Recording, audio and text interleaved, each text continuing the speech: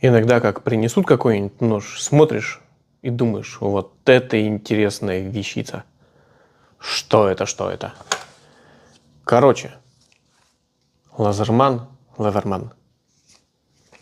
Юкая.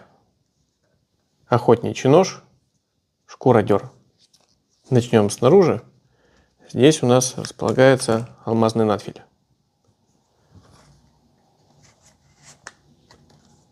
Дальше смотрим.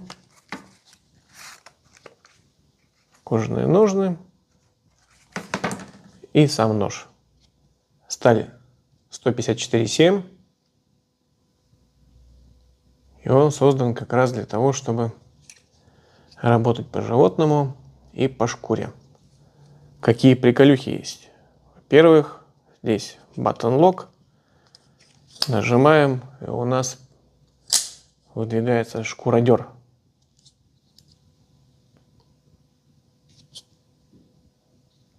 Ладно, хорошо. Со шкуродером разобрались. Точно так же вот отжимается кнопка. Но здесь еще есть пила по костям. Такая мощницкая. Зубья в 2 ряда. Прям мощь. Конечно, немножечко болтается, но с другой стороны, когда это все упрется, я думаю, там будет не до болтушки. Вот такая штука. Американская, охотничья. Заточим. Закрепляем нож посередине, выставляем на сторону примерно 20 градусов. Сейчас у меня эльбор 125/100 и начинаем формировать подводы.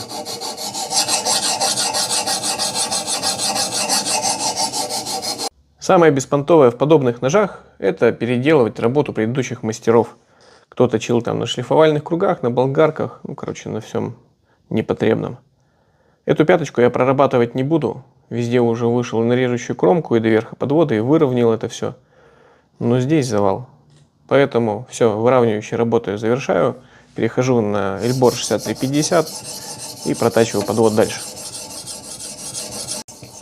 А завершать протачивать подводы и финишировать на данном ноже будем эльбором на медной оловянной связке 28-20. Будет рез агрессивный и как раз подходящая острота и агрессия для охоты. На тонкий финиш уходить не будем. Подвод проточили.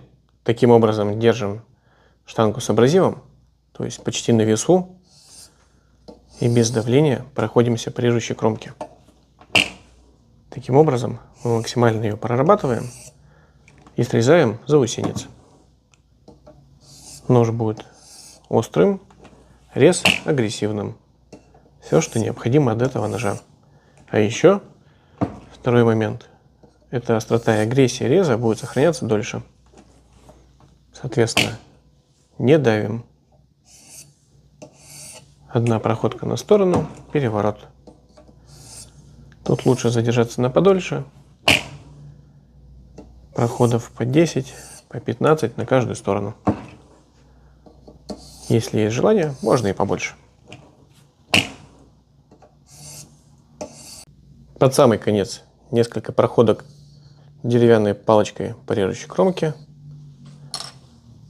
И еще пару раз на каждую сторону. Так мы максимально оставшийся заусенец уберем.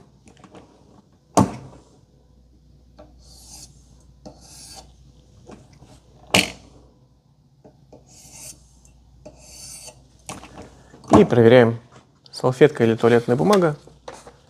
Они должны прорезаться хорошо. Из самого кончика. Без всяких подпрыгиваний. В разные направления.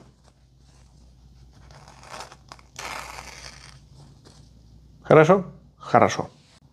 Вот такой быстрый обзор и заточка интересного ножа.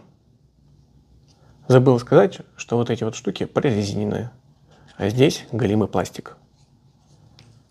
Через кнопку достается пила для костей, Также она и убирается через кнопку. И через кнопку таким вот переворотом-качелькой достается шкура-дер. Что у нас здесь по заточке? Матовый подвод. Кончику немножко расширение идет от пятки. С двух сторон симметрия.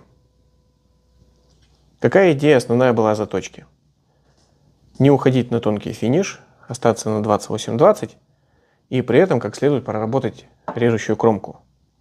То есть, чтобы она была и микропилкой, и была достаточная агрессия, но это все не терялось со временем. По газете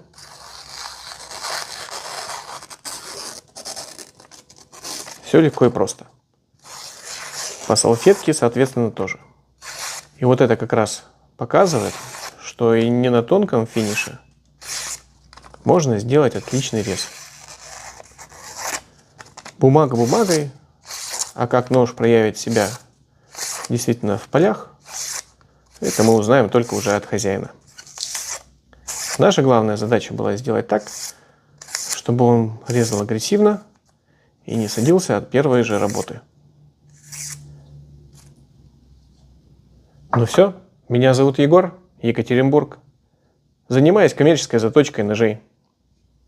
И иногда мне приносят вот такие интересные экземпляры. Подписывайтесь на канал, жамкайте колокольчик, ставьте лайки, дизлайки, спорьте со мной в комментариях. Всем пока-пока. Класс!